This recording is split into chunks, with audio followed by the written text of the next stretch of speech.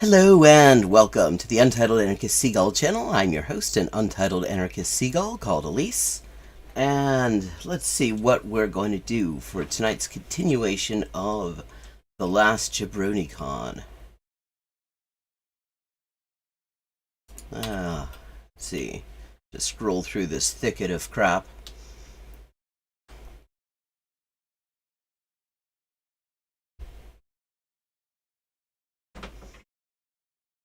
Oh, and clean off these glasses. I can't see through them.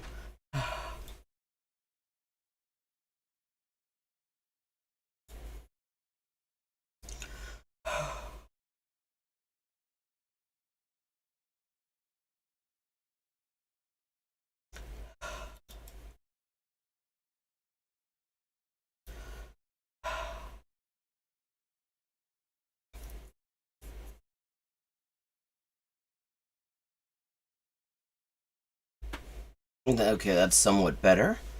Okay, how's everybody doing in chat? I was thinking, it occurs to me that not everybody who watches this stream might be aware that I've actually got another stream too, also on Twitch, with a related YouTube channel. And that is from 4:30 to about 6:37 Fridays and Saturdays. And I thought we'd just have a little quick look at some of the kind of content I do over there, because that is my language channel. It's everything to do with languages and language learning. So I'm just going to show you a little bit. This is from a video that I was looking at. One of the things that comes up a lot is the subject of comprehensible input and its importance in language learning. And in my YouTube recommendations, I get this video recommended, The Myth of Comprehensible Input, How Not to Learn a Language. And it's like, okay, this seems like it might be important to react to, because, I mean, if somebody's got really good arguments against it, I certainly want to address them and things like that.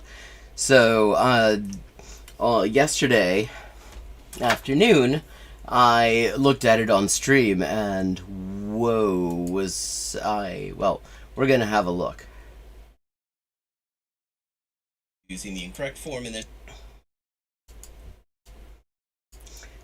Just going to show you what the sort of thing that I do on my other channel, in case you didn't, in case you weren't aware. This is from yesterday's stream. This is a clip here that it showed up in my YouTube recommendations, and let's skip over it. Neat. Okay. Anyone who has tried to learn a language knows that there are a million different learning systems and methods out there. Ah, hello, Yosiel. Hola, ¿cómo estáis? Let's skip over that. De la encrucijada de la... Sí, se llama Das Unsichtbare Visier. And I only just heard of Krashen, like a couple of years ago. I only just heard of the input hypothesis. Meanwhile, I had been learning languages through trial and error, just following methods that, you know, that seemed to be working for me and rejecting ones that I wasn't getting any results with. And on my own, the method that I came up with turned out to be the exact method that all his research is, you know, would be suggesting would be the effective one. Very influential in the world of language learning during the last... Hey, this guy is so fucking condescending. Wow, very influential on the world of language learning over the past 50 years. That sounds like maybe this is probably a good idea that nobody has offered any real refutation for, when you put it that way. And in 2021, you will still find him repeating his now famous mantra that we acquire language in only one way. Standard. Here is Krashen in his own words. He's Australian. Contribution, I think, that's an Australian accent. We acquire language in only one way. When we understand it. Most people call that comprehensible input. We don't acquire language when we speak. We don't acquire language when we study it. We don't acquire language when we memorize lists of verbs, etc., etc. We don't acquire language when we get corrected. All those things like grammar, vocabulary are the result. This is Stephen Krashen summarizing his research. Input. It sounds great, right? Okay, so you've been so far the entire thing is that this guy is talking sort of sarcastically about it and trying to frame it in a way that we're supposed to distrust it, while at the same time pointing out things that actually suggest that maybe it's actually a pretty well-regarded method for good reason. No speaking, no study, just input. Well, okay, no study is doing a lot of work here. Now, it's true. Yeah, I mean, the whole thing is this guy strawmans the shit out of it. Let me... True. Krashen himself has... We actually looked at a video where he was talking about this. He said, you know, you don't do it through study. But the thing about study is that can mean a lot of things. What he means by it is the very conventional method that you learn in school where you memorize, you know, conjugations and stuff, and you say mina sanon mur, sina sanot mur, me sanon memur, han sanon mur, sanovat mur, sanotan mur, yo ene, you know, etc. You know, that's what he's talking about. But I mean, of course, that isn't the only thing that somebody could mean by study. Like, when I talk about studying a language, when I talk about what I'm doing to study a language, it's actually using sources of comprehensible input that I know are going to work for me because they worked in other places. Oh yeah, let's skip ahead. I'm just showing you this. It's called, the other channel is called Hyperpolyglotting with Elise. You can just find it on both Twitch and YouTube. And basically, I just look at, mostly I just look at language-related content and comment on it and, you know, answer people's questions about language learning and talk about languages and geek out about just linguistic stuff. That, you know, that the conventional methods is why it's a cliche that somebody can have 4 years of Spanish, do reasonably well in the class, and still not be able to have a conversation. Because they're not acquiring it. They're, like, doing well on tests. And his method, I mean, this isn't... You're gonna have an immersion retreat on Gran Canaria? On Gran Canaria, well? Hey, that's expensive. Yeah, because the thing he keeps coming back to in this, it's hilarious. He's, like, suggesting that the reason that people, talk about comprehensible input is the money, when in fact the thing about comprehensible input is it's actually probably the least profitable method, because the whole idea is you can get it from kind of anywhere. And meanwhile, this guy is selling language immersion retreats on an expensive resort. Yeah, like, so, I mean, obviously he's not in it for the money. So, but, I mean, the whole thing was just so wild. What? I mean, there's nothing in the input hypothesis that says that all abilities would be equal. I mean, where's he going with this? And even though this is a well-known fact, and also totally natural, this creates a great deal of shame for some people who want to honor their parents and honor their culture. Yeah, but they lack the resources, specifically the input they need to really actually reach this, you know, overcome the silent period and reach the same level. And if you were to provide them, see, I have a better argument here if the asymmetry was going in the other direction. Oh. And not only is it comprehensible, but it is meaningful. Oh, this was I good. went to Oktoberfest when I was 17 and had way too much, and I ended up, and I couldn't sleep. So, okay, it's actually silent period. Really drunk the first time I ever went to Oktoberfest. Their parents' language. But the children did. Early childhood or a second language, there's always what's called a silent. is that the hypothesis can immediately be shown to be false Hello, Erica. by a specific. I'm just doing a little plug for my other stream. This is that video, the guy who crushes comprehensible input with 30 to 35 feral strawmen. But very common group of people called receptive bilinguals. They are people who have a highly proficient understanding of language, but they cannot speak. Okay, this is already nonsense. Because the input hypothesis actually accounts for what he's calling receptive bilinguals. Because what it points out is that in language acquisition, whether it's your very first language that you're learning in infancy and early childhood, or a second language, there's always what's called a silent period, and it takes varying amounts of time to get there, to overcome that silent period. I mean, people, even in like their first languages, they start talking at different times.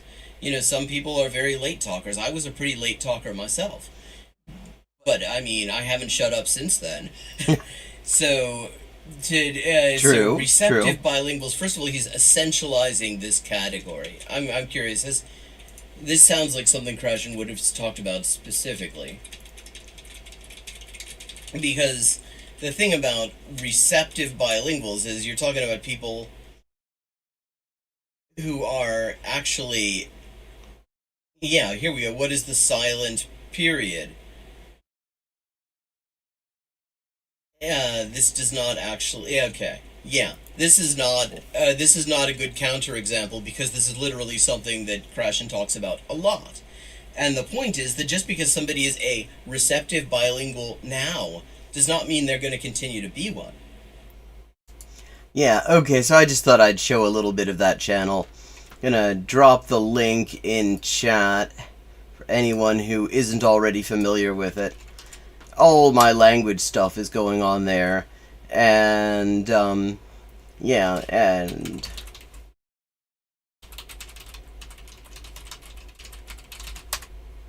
there's the Twitch stream, and that's like 4:30 till about 7 p.m. US Eastern Time on Fridays and Saturdays.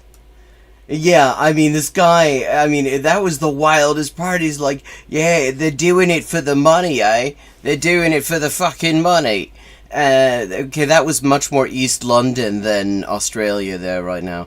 Now, by the way, mate, you wanna learn English, right? Why don't you buy one of my exclusive immersion language retreats on Gran Canaria Island?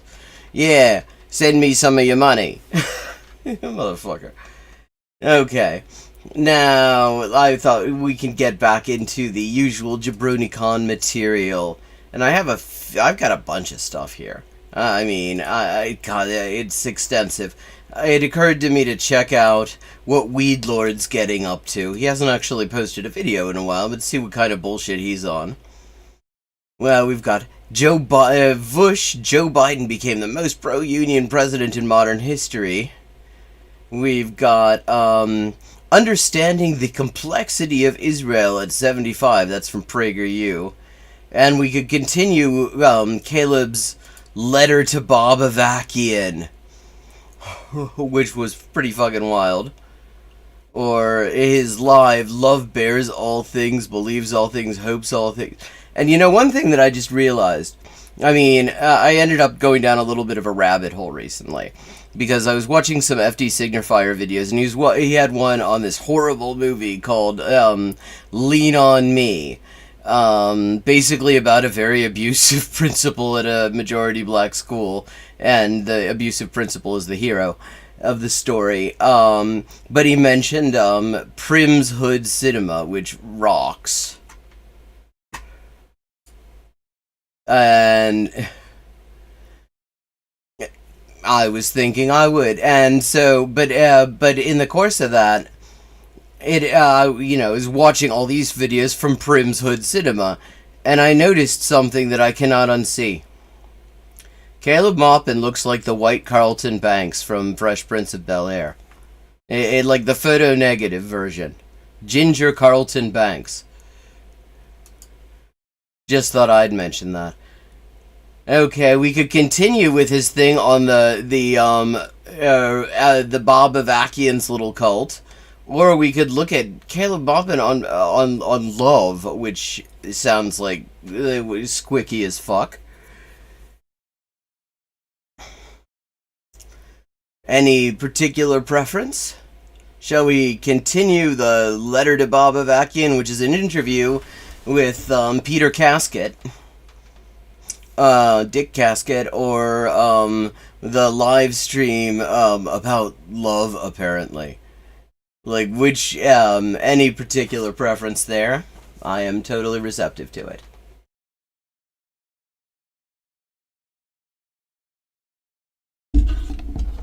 Okay, we'll continue with the Bob Avakian thing. See, the thing he's been doing is using this to deny that there's such a thing as cults. No, he's like trying to recruit from the RCP. It's very interesting. He does definitely. It's funny because I actually titled one of my like stream highlights of him. I said Caleb Maupin wants to be the next Kim Il Sung, but really all he is scuffed Bob Avakian. That was like a year ago, and now here he is, like totally riding Bob Avakian's ass and trying to get the coattails.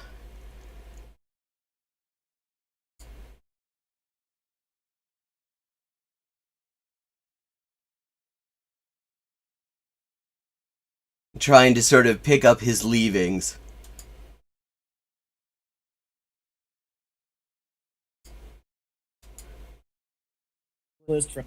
From the time of their revolution. Let me know if the audio's okay. The death of Mao in 1976. But he says they made big mistakes and blah, blah, blah. But then all the other socialist societies he dismisses as revisionist and non-socialist and non-revolutionary. Oh, okay.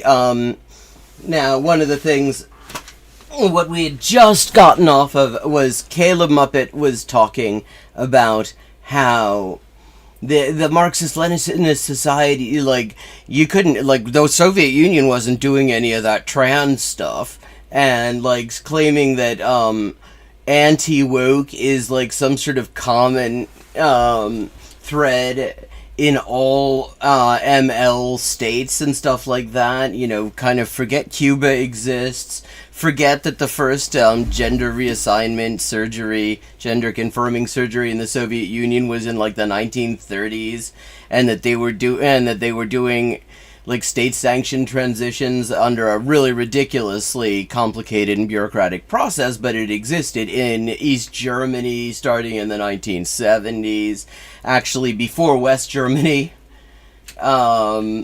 Amongst many, many fucking other things, and the, like, families code in Cuba and stuff like that, and so, like, and, yeah, Peter Coffin, I mean, you just know that good takes are coming out of that casket.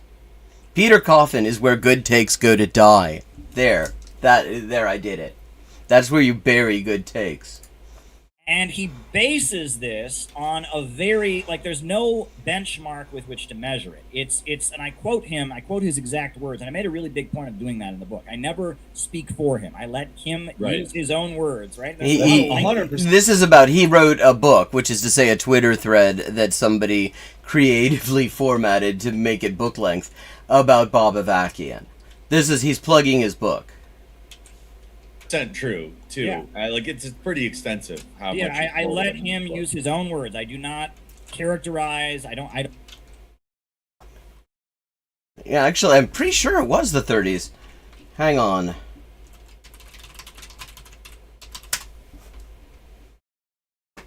Because I actually on stream I looked this up when the last time we were looking at this video.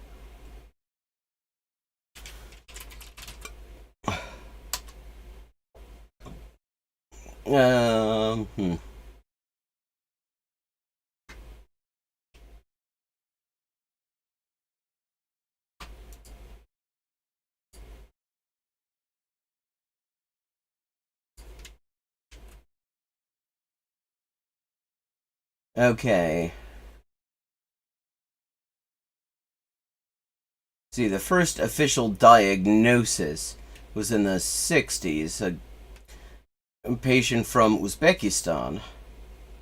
But I thought I'd read something about there being one very early case.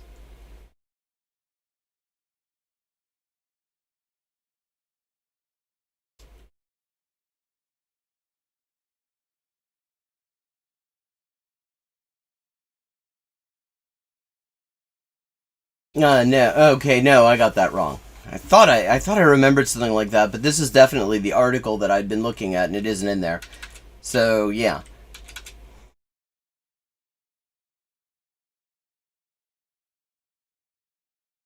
Yeah, well, I mean, remember, intersectional feminism leads into anti-racism. You're listing two things that Caleb is against. He's against anti-racism and he's against feminism. I don't want to play that game because you and I have had that done to us where people say, well, what they mean is, and we didn't do that. We used his own word. Oh, that's funny because, I mean, your entire book about BreadTube did not include a single fucking quote from anybody, or even literally a single example of when they're supposed to be, like, serving imperialism. And he says, well, what made the Soviet Union special under Stalin, what made, China under Mao special, was it had this level of democratic participation where the people were wrangling with the big questions and blah blah blah blah blah, right? Yeah, the democratic participation under Stalin. Yeah, I mean that's definitely that's what everybody remembers Stalin as, is like such an amazing time of like democratically participating and getting denounced and sent off to the gulag because it turned out you were working with somebody who wasn't sufficiently hostile to Trotsky in an article they wrote, and you didn't report it because you didn't think it was that big a deal, and it turned out it kind of was. Yeah, it was a heyday of democratic participation in the Soviet Union. The Stalin period. That's what everybody remembers it as. Measure any of that, right? and if anything, that is not really what socialism is about in the Marxist sense. That is a fulfillment of the ideals of bourgeois democracy. Wait. What? Okay, I'm already reeling from the idea that Stalin was such a great time of democratic participation in the Soviet Union, and we're saying that, like, and that is a realization of the ideals of bourgeois democracy. Like, I mean, at this point, the trouble is that first, the antecedent of this, the premise is already such bullshit, it's hard to even know what the hell he's actually trying to say is a realization of bourgeois democracy at this point. Right? Mm-hmm. He's looking at bourgeois democratic society and saying, well, you claim to have a government of, by, and for the people, but it's actually very authoritarian. There's actually, a group of people. So we're going to make the ideals of bourgeois democracy come true. That's what he's saying, and that these other socialist societies aren't doing that, so they don't count. But China during the Cultural Revolution, he argues, was. Well, the point is, it's not that those are the ideals of that the operative ideals of bourgeois democracy are fundamentally anti-democratic. That you can't actually have an actual, like, democratic society at the same time, in any meaningful sense, at the same time as you have capitalism, because capitalism is fundamentally anti-democratic. Stalin kind of was during the Stalin years, and it's not consistent, and it lacks any real benchmarks. You can't point to anything in these societies, and this is also not what Marx advocated. Yeah. I mean, Marx made clear socialism is a change in the means of production. It's a change in why the means of production function. Are they functioning according to the profits of private owners? Or are they functioning according to a central plan? Are we eliminating... Yeah, except not... it wasn't just a central plan, because the thing is, there's all sorts of planning that goes on. The question is who's doing the planning and in whose interest. Like, I mean... And the whole point that is being elided here, I'm just really reminded of it because I'm translating Kollontai, and she talks about a lot of this in one of the offshoots, namely the way the changes in the relations of production affect the family structure, and were affecting it already in her time, and how she expected that to continue to shake out, sort of as society moved towards communism. But I mean, the point that is made quite a few times all over, like, just about everyone, Marx and people working in his tradition, is you change this one fact of the way production works, and it is going to change all sorts of shit about the society, and it is going to be, as a result, a freer society if you do not have the shadow of these capitalists being cast over every institution in the society and ensuring that all of the social life is distorted in their interest. Production and the anarchy of production, or are we simply continuing to carry it out, maybe with a welfare state or something like that? And you don't get, and that is continuing to carry it out with a welfare state is literally what this motherfucker has advocated. I mean, he rides FDR's dick so hard. I mean, this is the guy who, like, the best he can come up with in terms of a proposal is a government of action that fights for working families, whatever the hell that is. And when he's gotten into details, it's just the most piss-weak social democratic bullshit ever. Is really my biggest critique of them is that there is so little discussion of economics. They seem to have stripped Marxism of economics, right? It's a struggle against oppression. It's a struggle for equality. It's a struggle for democratic participation and the masses being involved. But there's nothing, the economic components. Except the thing is that, I mean, and I'm not speaking, I've not read any of what the RCP say, and maybe they just completely, like, explicitly hive that off from anything to do with how the economy functions. But if they do that, that would make them even more, like, revisionist than I would have expected. Because usually, when you hear this sort of talk in, like, any kind of organization that is anywhere in kind of the Marxist or revolutionary leftist tradition, when they're talking about participation, when they're talking about an end to oppression, when they're talking about all that sort of thing, they are very much including the economy in that, including how the economy functions in that. Because just having a central plan does not actually make something socialist. Like, I mean, by this definition, by this, like, sort of, it's socialism if the government does it definition, Britain was socialist for quite a while in the post-war period. Basically until neoliberalism started. The problem of overproduction, the tendency, none of that is ever mentioned. So yeah, there's a really big focus on emancipation. I actually studied for a while at the Charité. And a damning of I think that this is a loose application given the multiple definitions of it, but economism. In your book, you note that he gives multiple definitions of economism, even within a single work. I think it was his autobiography you were referencing. You also assert that opposition to economism. Assert is a good word, because, I mean, this is... You don't hear this distinction made so much outside of legal writing, but assert is a word that lawyers always use to describe what their opponents are doing. The point being that asserting, as opposed to arguing, is when you just say it so, as opposed to explaining why other people ought to agree that it's so. Economism is pretty central to the whole theoretical framework. What is Avakian's definition of economism, or an aggregate of his definitions of economism, and how would you... It's a very scattershot thing with Muppet.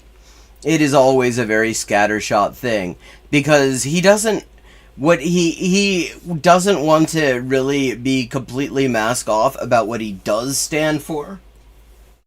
And so what he prefers to do is simply attack people, as sort of attack things that he's against, but avoid, when he talks about the things that he is for, it's either just vague as shit or it sucks. I mean, either it's vague as shit or it just is shit. Would you contrast it with Lenin's definition of economism, and why is that distinction important? Well, they more or less argue that if you ever start talking about the things that communists generally talk about a crisis of capitalism, overproduction, the conditions of the And note that remember, this is the guy who says that if you talk about overproduction, that means you're a Malthusian. working class, machines replacing human labor. If you ever start talking about these things, you start talking about infrastructure decaying, you start talking about dropping living standards, they accuse you of, well, that's economism, right? And in his autobiography, Who accuses you of that? Bob Avakian, he defines economism multiple times in that autobiography, and he defines breaking with economism as the great achievement of the RCP. Like, that is just like the great achievement is one. Well, I guess they had to claim some kind of great achievement. I mean, like they get, since the Revolutionary Communist Party has not actually given us any communism or revolution, so they had to have an achievement that was a little bit more within reach. So they broke with economism. When we broke with economism, breaking with economism was this great step forward, and so they're not class reductionists, is what you're saying. They're It's been a while since I've read Lenin, but I tend to remember economism being a term that he used fairly derogatorily. I don't remember that being something that he, for example, actually thought was a good thing. And Erica, you will probably have more quotes than I do offhand, but my impression from what I had read was that when he talked about economism, he was talking about, like, struggles that were very much about, like, sort of improving living standards within capitalism without, like, changing the structure of society and getting rid of capitalism, stuff like that. Like, sort of bread and butter, like, wage demands or something like that, as opposed to, a revolutionary restructuring of society or something. That was how I understood him to be using the term. And anyone in chat want to confirm or refute that? I'm going by memory, and it's a while since I ever saw anyone use the term. But that was kind of my impression. Very much not class reductionists. Right, yeah, and the more you read it, the more you get into it. It's like they have stripped Marxism of economics, and then they're using this term that Lenin used called economism, which is used in the book What Is to Be Done. They're using they're using that as their argument about why we shouldn't talk about it. Well, economism, as defined by Vladimir Lenin, is something very different. Wait, he just went on about how, what he does with Bob Avakian, unlike just about anyone else he ever argues against, is he lets Avakian speak for himself. And here all we're getting is what Caleb says that Avakian says breaking with economism means. Like, we're not getting any fucking quotes. Seriously, this is a fight where I'd be happy if they both won. Honestly, they can both fuck off. Economism isn't just when you talk about labor unions. Economism isn't just when you talk about deteriorating conditions. Economism is when you drop the call to overthrow capitalism. Economism is when you just tail behind the labor movement and the labor struggles, and you're not putting forward a revolutionary message. Okay, that was my understanding of it. That's what it is. But there's nothing in Lenin... Which is to say that a lot of what Caleb Maupin does is just straight up economism, under the definition he just accepted right there, because most of what he talks about is just raising living standards within capitalism through, like, welfare states and, like, social democratic central planning of key industries and stuff like that. Okay, yeah, thank you. That is how I understood it as well, but it had been so long since I read any of Lenin that I wanted to be sure. In its critique of economism, it says we should therefore never talk about communism. Or about economics, about Marxist economics. And absolutely. Well, no, again... Yeah, this is awkward. Is this actually what he said? I have a feeling that they did not say, therefore we should never talk about Marxist economics. If anything, it's almost kind of pointing at the sort of Bernie Sanders progressive type. Yeah, again, which is to say, like Caleb Maupin, because Caleb Maupin, I mean, most of when he actually talks, when he gets down to brass tacks and actually talks about his proposals, it is very much the sort of pissweak social democratic bullshit that, you know, that Bernie Sanders says and calls socialism. At this point. Yeah, and that, you know, economism, Lenin kind of puts it in the same category as bowing to spontaneity, meaning whatever's trendy, whatever's hip, you know, you just kind of run after it and say, we agree and we're communists, join us. You know, you're not offering leadership, you're not teaching the masses anything, you're just kind of tailing after what they already believe. You know, he puts that in the category. Yeah, which is honestly not one of Lenin's best moments. Of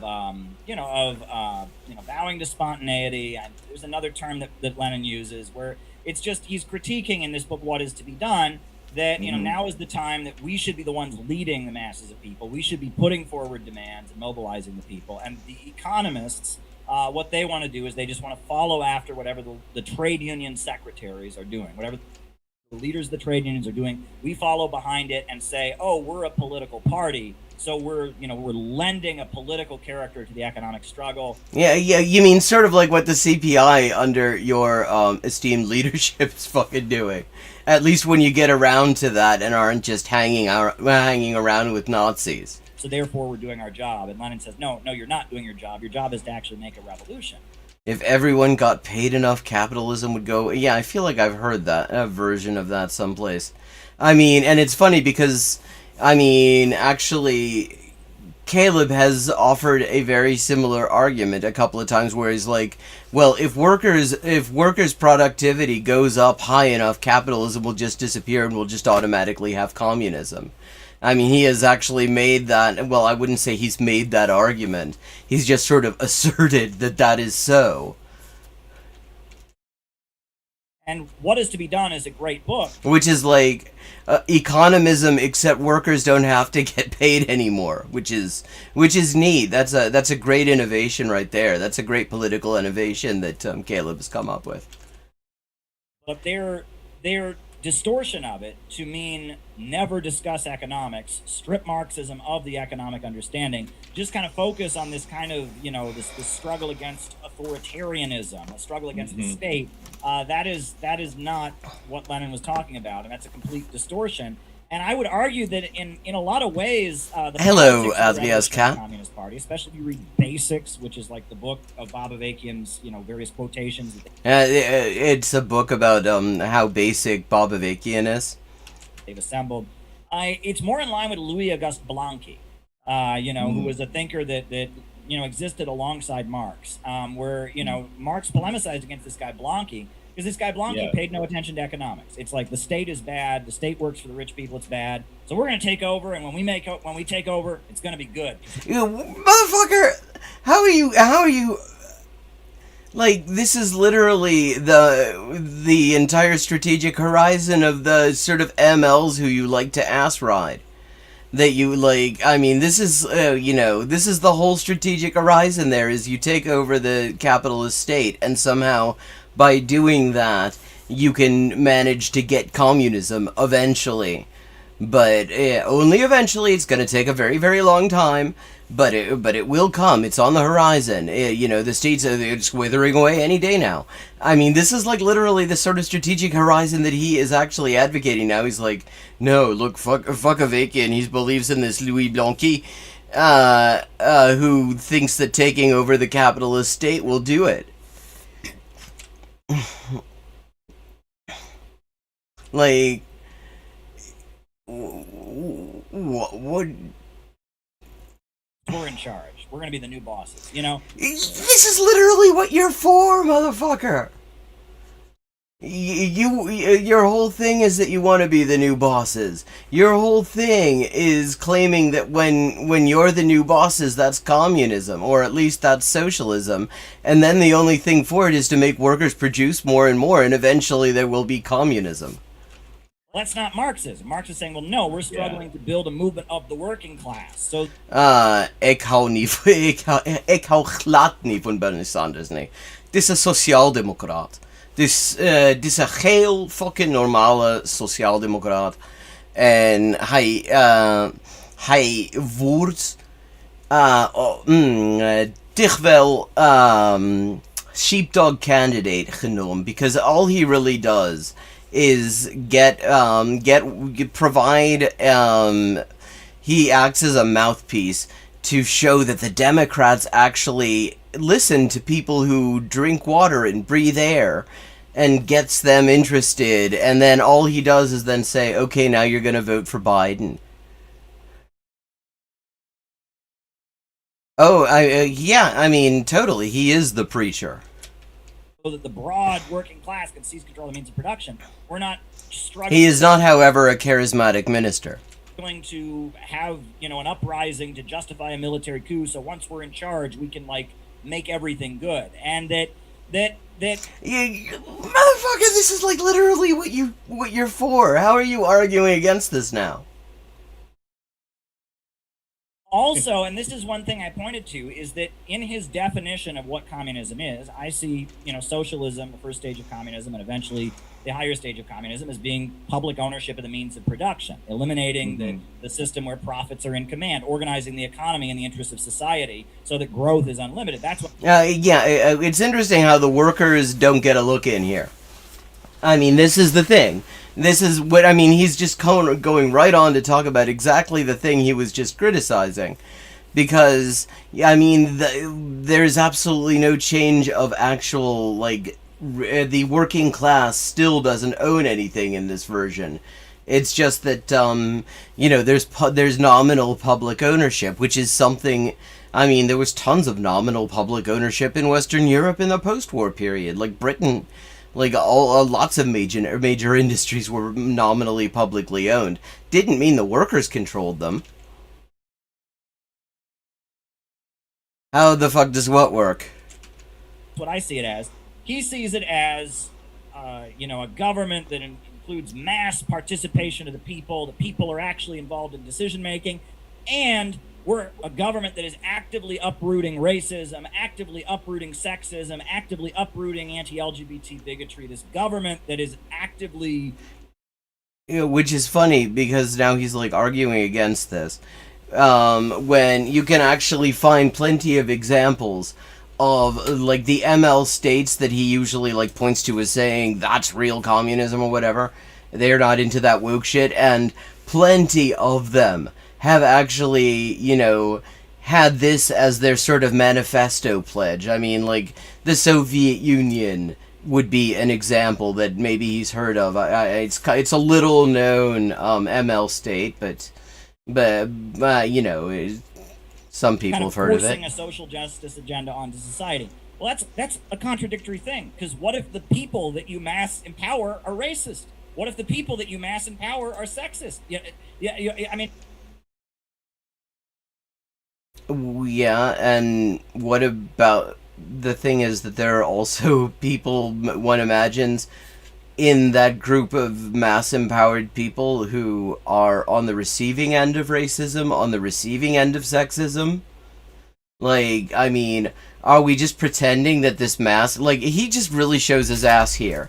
When I mean, because, like, the only way this makes sense, when he's, like, uniformly declaring the people, like, racist or sexist or something like that, and saying, well, therefore this, you know, this revolutionary government can uproot it. I mean, not because the state can't do that from above, which is a completely reasonable argument that I would tend to agree with, but because, you know, everybody's racist and sexist.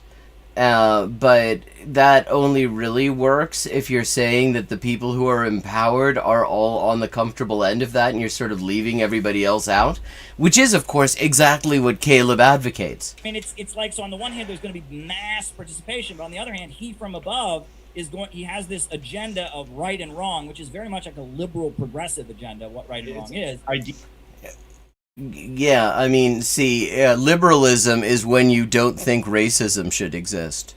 Idealism, like just assuming that you can dictate something onto the material world and have it. Yeah, and the only objection there is actually, again, that it can be done from above.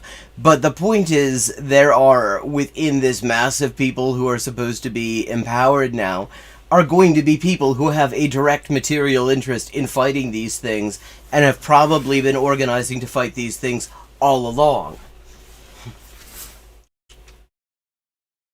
Oh yeah. Okay. Well, the way he claims that it works is that there will eventually be such great material abundance that there is no interest in controlling that abundance or the source of it. I mean, he doesn't really go into too much detail. It's just like line goes up and eventually you hit communism. It's right, and he's going to then, you know, once they're in charge, they're going to like make everyone not racist and make everyone not sexist. And I argue that this is Jacobinism. I mean, and the hilarious thing about this is that his only real objection is that he doesn't want to make people not racist or not sexist or not transphobic or not, you know, any of those things. So he's not making the argument like this isn't how you do it. It's just actually I want to take over the state and not have no racism. He doesn't actually show his work on that, but I bet it's like somewhere in that A plus B plus C equals D bullshit equation that he put up on the whiteboard once. This isn't after the French Revolution. You know, you had a period they called the Reign of Terror, where the revolutionaries kind of took power and they tried to create like an egalitarian society. And they had, you know, kind of mob rule for a while, and they had this vision of what an egalitarian society would be, and they mobilized the people to carry it out. And, you know, that's when we talk about the revolution eating its own children. And I would argue the Cultural Revolution in China was a lot like that. You know, I've met many people from... I mean, it's really... Well, I mean, his whole thing is that supposedly what separates us from communism is there's not enough stuff. Because he denies that there is overproduction in the objective sense. He like, when he actually talks about this stuff, he seems to think that in terms of scarcity, nothing has changed since Marx and Engels were writing. Like, that this is all exactly the same as it was back then, as opposed to... Yeah, that's a weird ball. As opposed to,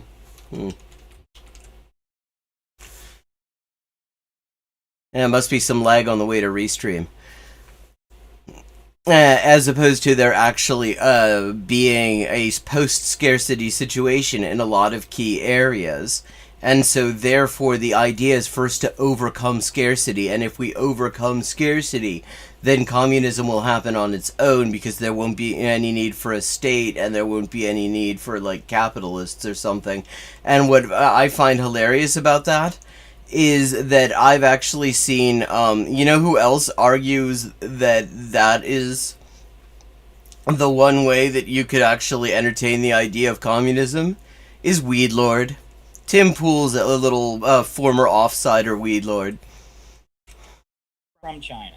And I have, most of them just say the Cultural Revolution was a nightmare. And that's what the Chinese Communist Party says, is that it was a nightmare, whatever. Yes. There is a small minority of people I've met from China. Let me emphasize, a very small minority. I mean, this is a great sample size because, I mean, if there's anything truly representative, it's people who meet with fucking Caleb Maupin. Who say, well, the Cultural Revolution was bad, but it was necessary, right? Because there were so many people that didn't believe in communism, and I don't think that he even has actually given any thought to how it works. I mean, he shits out these books very quickly. If he actually felt that there was a way that would actually make any sense, then he would surely have laid it out in some detail someplace. But I don't think he thinks that works. Because he doesn't want communism. I mean, as Sophie from Mars pointed out, he thinks fascism is communism. That's why the workers don't get any real look in this restructured society that he talks about. The workers are just kind of just not there. It's just there's like somebody doing central planning. You know, socialism is when government do things. It was necessary, but nobody thinks the Cultural Revolution was good, right? The Cultural Revolution was a nightmare. It was a nightmare of mass mob rule. And when it was brought to an end, when Deng Xiaoping came to power and arrested the Gang of Four, there was mass celebration, you know, among the population, because finally the economy could grow again. One of the main beliefs of the Cultural Revolution was that you could achieve a higher stage in poverty. That at the low level of development that China was in at that time, they could get all the way to... Well, of course he doesn't. He doesn't want workers' power. I mean, if the workers actually have power, then, like, clever little guys like him don't really have much to do. Like, I mean, that's the whole thing. I mean, and that is one of the things that he has in common with Lenin. Really. And Bob Avakian, and a lot of these, like, a lot of these motherfuckers. They really, the greatest threat to their entire position within this revolution that they're imagining is the workers actually taking control. Because if the working class takes control, like, what's the point of them? They've got nothing else to do. Their whole thing is they want to be telling the workers what to do. Communism, you know, and that's just not realistic, right? Communism is based on vast abundance. Oh, here we go. Yeah. This is here we go. That's what he always says. Communism is based on vast abundance, and he thinks that, like, somehow vast abundance automatically means that there's going to be communism. He actually, I mean, he said this many times, and it's never ceased to be just absolute fucking nonsense. Yeah, and also, I mean, the bad but necessary is also basically the justification given for bombing a bunch of civilians in Nagasaki and Hiroshima. It's not necessarily a good justification, even if people accept it. Understanding this definition of economism, both Avakian's and Lenin's, and making the distinction between them, the kind of... I mean, we haven't actually heard Avakian's definition. We've just heard fucking Caleb, who said, I'm gonna let him speak for himself, and then he just proceeded to just paraphrase him in ways where we haven't even gotten a single word of quote from him to even know whether this is accurate. The kind of program put forward by Avakian, you could kind of put in the purview of wokeness. Or at least it's... Well, yeah, because, I mean, all that means is things reactionaries don't like, and you two chaps are reactionaries. Sounds like it could. In fact, a lot of this rhetoric that his worldview has is kind of... You characterized it specifically as a more ideologically coherent and honest statement of what is believed by most woke activists. Yeah, he's gonna define woke for us. I'm so glad that fucking we have Caleb Muppet to tell us what woke is. However, like you said earlier, Avakian and the party have critiqued wokeness. So what distinguishes him from... Well, which is to say they've said some very homophobic and transphobic shit. And it was the dawn of the 21st century when they finally said that they were okay with homosexuality existing.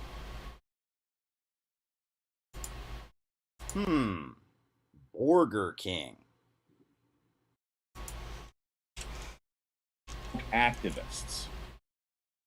Good question. I mean, it's interesting because I really appreciated some Sarah Taylor's recent speech condemning wokeism. Well, I mean, like, slagging off trans people. I, on the other hand, really appreciated the way audience members pointed out that to the extent she was saying anything remotely valid, it was just the most, like, communism 101 shit that, like, was just completely just truisms. While, at the same time, then she comes up with this ridiculous idea that somehow you can care about, like, trans people's pronouns, or you can care about starvation. And it's like, that's just not how that works. And, like, people were actually just outright just clowning on her for that nonsense. But, of course, I mean, Caleb Maupin would, of course, love that. Yeah, Baldwin Wallace, I got a bunch of... I remember getting a lot of, like, recruitment shit from them when I finished high school. Christ, I mean, if I had actually gone there, which was never going to happen, I might have ended up in fucking uni with him. Although, actually, I think he's a few years behind me, so I might have been spared that. I really appreciated it, but she still kind of held on to this belief, that, well, Donald Trump is the main danger. That came across in her speech, right? And that appealing to people's anti-Trump sentiments should be the focus. And that, there are... What he means by this, let me just say, is that she pointed out that this massive attack on things like abortion rights and the real growth of just far-right, the advance of all sorts of far-right bullshit in the past couple of years is a problem. Like, that's what she's talking about. That's what she's talking about, that he's... Oh, wow, yeah, he's way behind me then. All these people in American society who have, that are inherently bad, they're racist, sexist, homophobic, anti-LGBT or whatever, and yeah, the RCP is anti-LGBT. We need to be mobilizing against them. And what's wild is she did not say this. She said some enormously shitty things. She did not say this. And that we looked at this on stream. stream. Woke worldview. But you'll notice that the RCP, even though, and I was shocked by this. I remember I got the email in my inbox. I'm on their email list, their press list. And they put out a press release in 2020, and it said, like, imagine putting him on your press list. Major. They must be really hard up for some fucking media exposure. Announcement from the RCP, and I'm just like, okay. So I opened my email, right, and it's this article by Bob Avakian, and it's starting out like Trump is bad. Yeah, but the RCP isn't a cult, but like literally the only person who has any worthwhile things to say, according to the RCP, is Bob. It's from someplace in Summit County. Trump is awful. I'm like, okay, I've heard this before. I'm clicking down. Get to the point. And then, like, the paragraph begins with, voting for Joe Biden will be one necessary step. Keep in mind, the RCP boycotts elections. They say don't vote. That's their general position. Do not vote. But in 2020, that was the first time they've ever endorsed a candidate, and it was Joe Biden. And I was just, like, shocked. I'm not. I mean... that seems like the sort of bullshit they might get up to. Like, wow. I mean, for years they've been telling people don't vote, be in the streets and protest. Voting is, giving legitimacy to the capitalist system. And when they finally did tell people to vote, they didn't even tell them to vote for a communist. They told them to vote for... Well, because the thing is, within the U.S. electoral system, there's absolutely no point voting for a communist. There's literally no point. For all meaningful intents and purposes... opposition parties of all kinds are just banned. There is no way at the federal level, certainly. I mean, maybe at the very local level. I mean, certainly at the local level there have occasionally been opposition parties that have managed to get a look in, but at the federal level there's just no fucking way, especially in a presidential election, because the buy-in, since you're not, like, it isn't... I mean, because one of the biggest absurdities of the U.S. electoral system is that even though the presidency is a federal office and, like, everybody's voting for the same, there's only one, president, one vice president, you still have to get on the ballot in all the different states rather than just doing it at the federal level like normal countries. And you have to file ballot access papers and get ballot access fees that you have to pay in each of these states, and those things are steep as fuck. So, I mean, already right there, if you don't have a huge amount of money enough to actually get ballot access in enough states that the electoral college might possibly be, like, even just in terms of just theoretically end up going in your favor, there's literally no point. And so none of them are even close to that.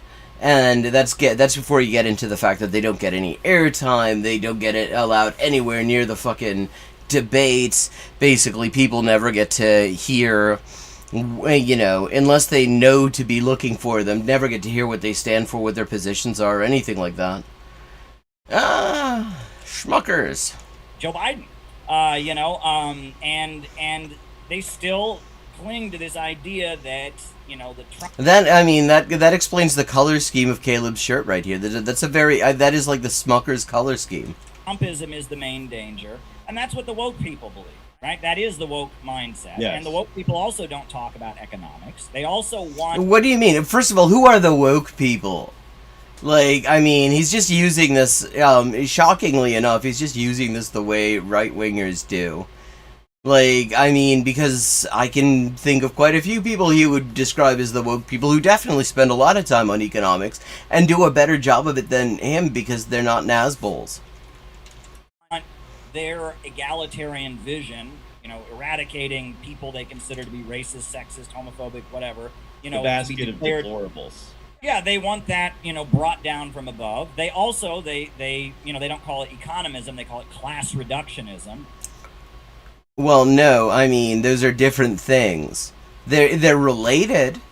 They're related things, but they are not actually the same thing. The point of class reductionism is when somebody says, well, you know, I'm for the working class, but then they only give a shit about the sort of struggles that that are of personal direct interest to, like, white, straight, you know, cis male workers, like the best off segment of the working class, really, statistically speaking.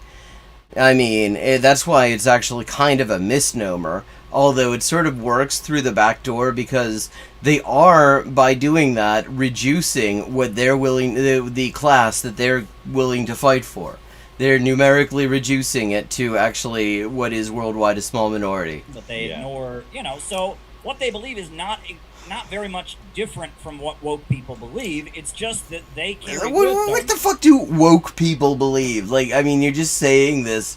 He's like, this makes any sense. This does not actually make any sense, Caleb. What do woke people believe? You know, some admiration for Mao, God forbid. They carry with them some admiration for Stalin. And they also carry with them, you know, they do on some level, and I was impressed. I went to their event on Oh, May he was 1st, impressed. You know, their May Day parade in New York City in Harlem, and they, even though they are anti-Russia and anti-China, they're still anti-war. And they were talking Right. about... Wow, it's almost like you can actually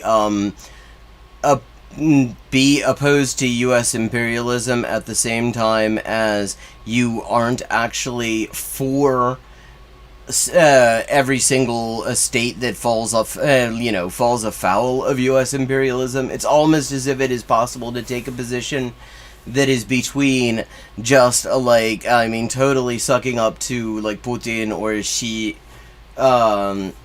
and being being pro-imperialist. It's almost like there's like a whole bunch of ground in between those positions. The ground is called communism. The danger of World War III. They're not fully on board. They're warning, like saying we don't need to have World War III.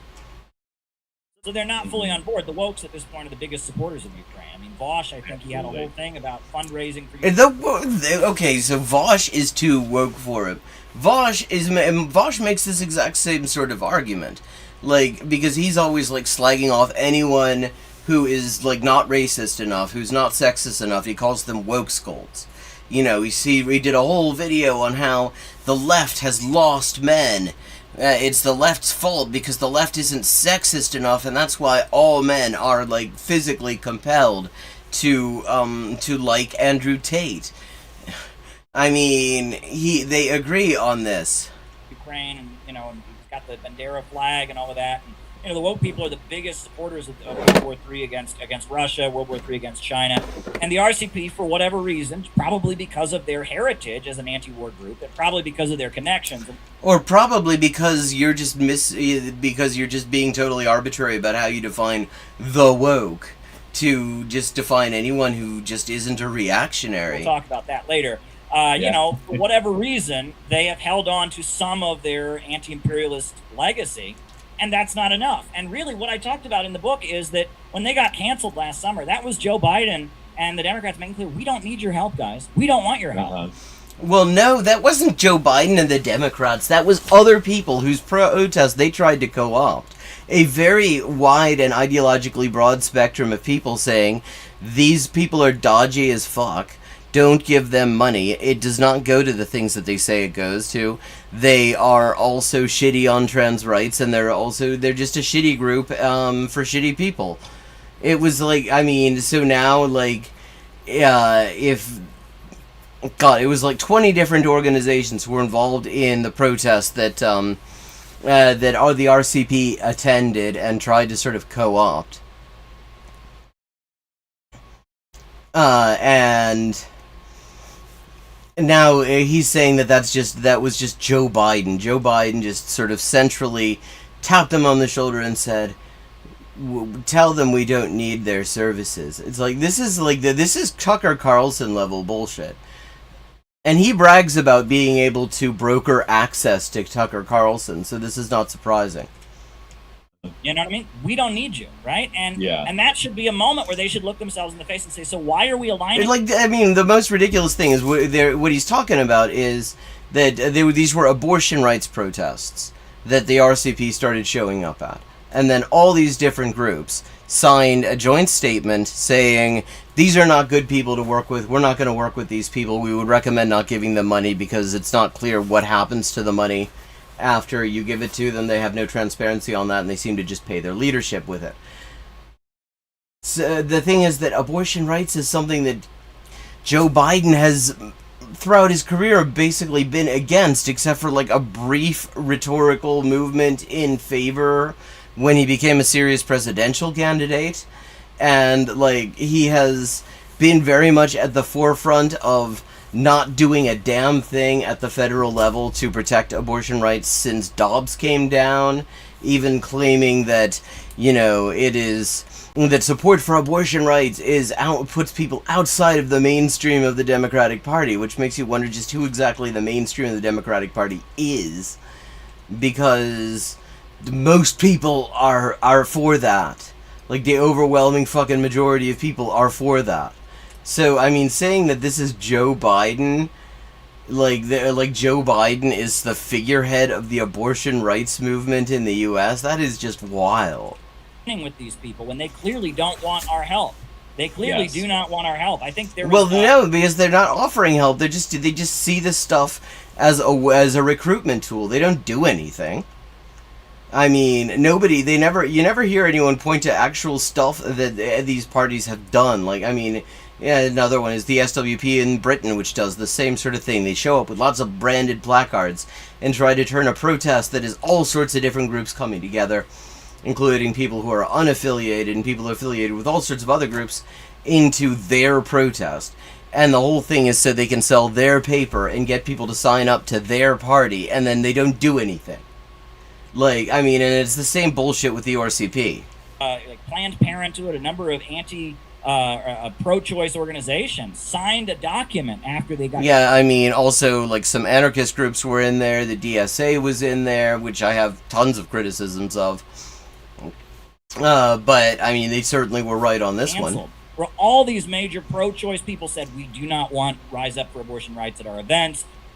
Yeah, because it's one of these bullshit front organizations. I mean, which is funny because, like, he was just talking a second ago, his, like, gloss on the whole, like, worship of spontaneity thing was that, you know, communists shouldn't just be sort of running towards, any just random struggle and saying, we're communists and we're for this. That was what he said.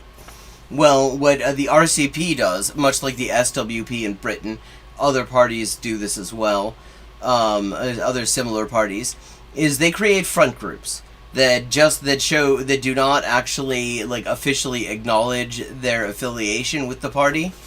And they'll have names like Stand Up to Racism or Unite Against Fascism or Rise Up for Abortion Rights. And so they use those to position themselves within that struggle without actually without just coming out and saying it. Which is just such a ridiculous and cowardly thing to do.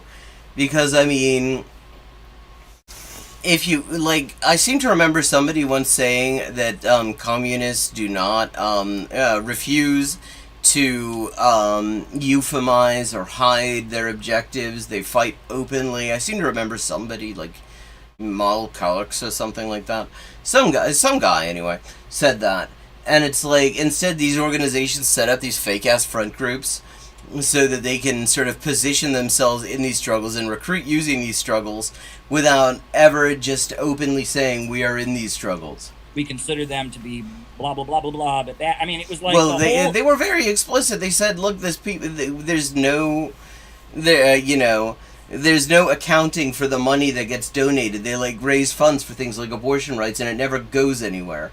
And they were saying, another issue was that the RCP through Stand Up for Abortion Rights claimed that it was unhelpful to be raising funds to support, providing people with medical abortions and things like that, like actually making sure abortion care was accessible to people who needed it.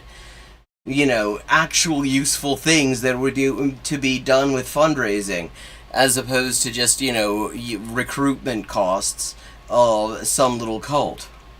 Anti or pro-choice movement basically, denounced the RCP. So why are they still the foot soldiers, the liberals, right? What? Because they're not. Well, it would be my guess. Why? What are they getting out of this? And we can get to other questions, so go on. Yeah, that pretty well segues into the thing I wanted to ask next. In the book, you observed Bob Avakian, he doesn't have the same kind of aversion towards coalition building that like ultra leftists do, which is also, I think, which is also just such a bullshit term. I mean, when you hear ultra leftist, what you're hearing is that somebody wants to sort of dismiss somebody without making an argument for why they should be dismissed. Fair distinguish. It is a bullshit distinction term. Between he and the woke activists. The woke activists. You also note that he does so without any grasp of Marx's articulation of the problem of overproduction, and this. No, well, I mean, Caleb has no grasp of the problem of overproduction. Leads Avakian to a misunderstanding of fascism that ultimately leads him to misjudge his alliances within the ruling class. Firstly, why are individual alliances within the ruling class not class collaboration automatically? They are class collaboration automatically, by fucking definition. And secondly, why is Avakian's misunderstanding of fascism so important to understand in that context? Okay, and I mean, you gotta say, Caleb Maupin is an authority on fascism because he's a fascist. Well, the thing is, if you look at their talk of fascism, and if you look at some of the articles Bob has written recently, are actually pretty advanced in that they make the case for the fact that there are huge divisions in the U.S. ruling class right now. That is such a basic thing. He acts like that's some sort of big, special insight that makes this a special time in history. The divisions in the ruling class always exist. That's a big part of what the state exists to do in capitalism, to help sort of smooth over those divisions in the ruling class. Absolutely true. And it's these kinds of divisions that lead to revolutions. Again, I don't believe for a second that he's pro-choice. I mean, he's basically said communists should not give a shit about abortion rights struggles, communists. Put that in as many inverted commas as you got. I mean, he, as a matter of practice, has basically said that his cult should stay the fuck away from anything to do with abortion rights. So I don't believe for a second that he's for abortion rights.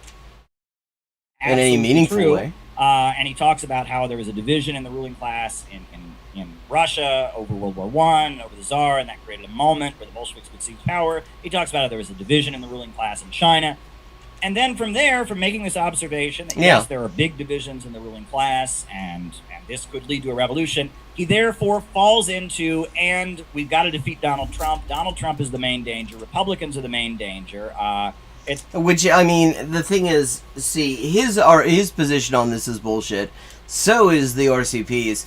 Because the thing is, I mean, treating the Democrats and Republicans as separate, as opposed to connected and complementary is already a major analytical flaw as far as I'm concerned. Because the thing is, I mean, the Democrats and Republicans aren't identical. They are two factions of one fucking party for all intents and purposes. That means there are differences, but they are complementary. In late stage capitalism in the United States, the ruling class is represented by two separate yet equally important groups: the Republicans, who make everything worse, and the Democrats, who refuse to make anything better. These are their stories. They are complementary. They complement each other. They agree with each other more often than they don't.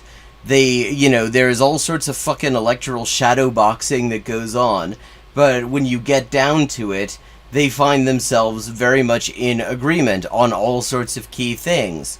And, the Democrats, for the most part, won't make things worse on something like abortion rights, but as we've seen, even when they have the power to actually improve the situation when things have gotten worse already, they refuse to use it. They basically exist to appear to be in opposition to what the Republicans do. And sometimes they will get really, really hyperbolic, and they'll say, they'll call themselves the resistance or something like that. And all that is just sort of a way to co-opt the energy that comes from just how scared huge numbers of people are of all the shit that these right-wing motherfuckers are saying that they're interested in doing. But they're not actually, they're not really, they're not actually fundamentally opposed to each other. I mean, so all that Caleb does on this particular subject is he takes the sort of liberal bullshit and he just sort of flips it over. He does like a 180 transform on it, a mirror image thing. And so he says like the real threat is the Democrats as opposed to the real threat being the Republicans, when the real threat is both of them. The real threat is both of them working together, etc. And then what is his logic for this? He says, well, the Republicans are fascists. Why are the Republicans fascists? Okay, we're gonna hear him define. I don't think I've ever heard him try to define what fascism is, even though I've seen him hanging out with fascists a lot, explicit ones. The reason given is they say sexist things, they say racist things, etc. Well, I point out in the book that they support neo-Nazi paramilitaries. That fascism is not when rulers say sexist things or say racism things. Oh wow, so he did a straw man. Wow, neat. He did a straw man.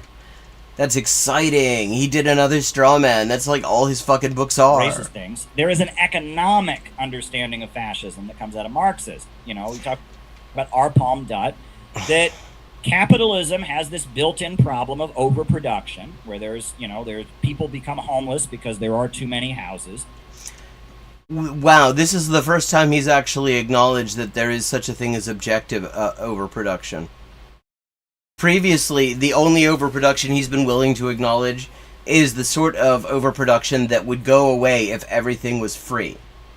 Where it isn't that there are too many units of something for the number of people who need it, but too many of them for the number of people who can afford it. But that just sounded like he actually acknowledged that there is a reality of sometimes there being too many based on people who need it. That's interesting. People become hungry because there is too much food. And this is the built-in problem of capitalism. The worker cannot buy back what he produces. Poverty is created by abundance. And fascism is when you enter a prolonged crisis of overproduction.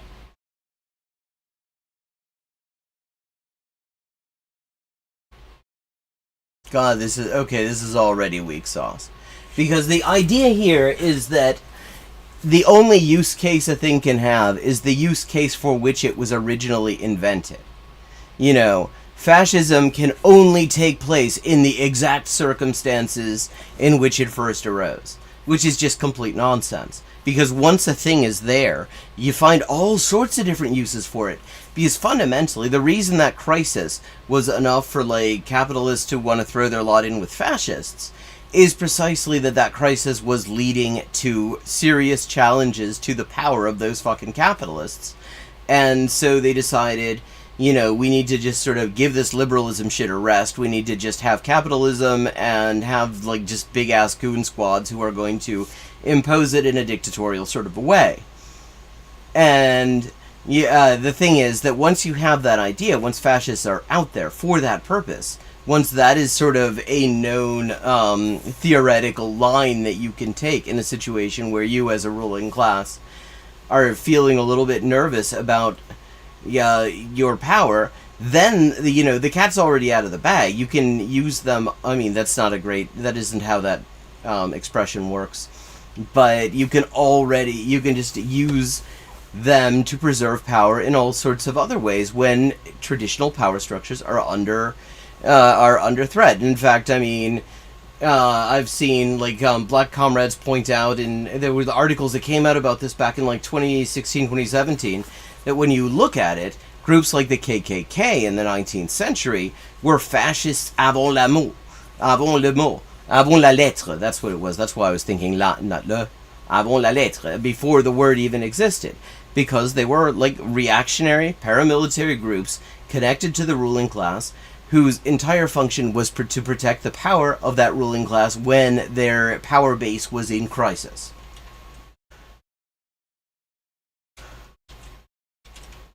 A section of the ruling class tries to take control of the government. They build a mass movement and try to utilize that mass movement to seize control of the government in order to reboot the economy with degrowth, right? By degrowth. What the fuck are you bringing degrowth into this? That isn't like the OG fascist approach. They were actually, like, trying to increase growth, and they were trying to do it by actually clamping down on unemployment without actually improving working conditions. Like, so they would force people to work for their unemployment benefit. They would put in a wage freeze. They did all sorts of shit, you know, banning unions and things like that, so that they would put people back to work without actually addressing fundamentally the economic problems, and get them to increase productivity. And ultimately, the way that they tried to square that circle was through war production. I mean, it was not degrowth. The Nazis weren't trying to degrow anything. He just throws that randomly in there. That is fucking wild. That is not what was going on with either of the two, like, indisputably fascist movements of the 1930s, 1940s, 1910s, 1920s in the case of Italy. I mean, that it was not degrowth. It was literally the opposite of that. Like, the reason capitalists wanted them was precisely because they wanted growth, because capitalists need growth. Growth is kind of essential to capitalism. But, okay, I see that it's about time to start wrapping up. Thank you to everyone who joined in. It's always nice to see you. And do check out my other channel. Let me also drop the link to my Discord in here for anyone who hasn't joined yet. The link to both of the Discords. The language channel and this one. Hang on just one second. I'm going to just drop them both in here.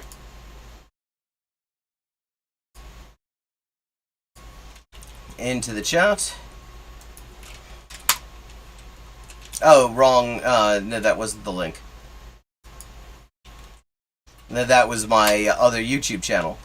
Okay, and the other one, the language channel, where not where my spicier things go on. Invite people, but if you're interested in sound ideas about languages and language learning, and you want to keep in touch with me in between streams there and get notified when I'm streaming on that channel, you can find me there. Yeah, so thank you to everyone, and wow, that was an interesting turn that made. I like that he decided to just throw degrowth in there apropos of fuck all.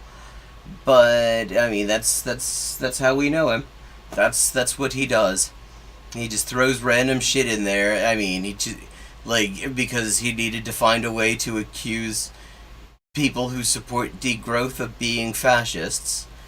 Bonsoir, have a good night, and I look forward to seeing you next week. And if you missed any of tonight's stream, or you just want to rewatch it, I will be putting up highlight clips in the YouTube channel, and I'm also still working on the media literacy video essay. I mean, I have to say, if you've never done video editing, it's really amazing, the ratio of the amount of work that's involved for each, like, minute of footage. Like, I have, like, 17 minutes of good footage, and that took about, maybe about 45 minutes to shoot, and something like maybe 2.5 hours to get everything edited, and then another hour to get some of my punch-up clips. I had to look those up and download them and clip them properly. Like, I mean, it is really amazing how much work goes into actually doing this properly as opposed to half-assing it like I normally do. Yeah, have a good night. Adria, Erika, GGM, and everybody else who's been watching. It's been lovely to see you.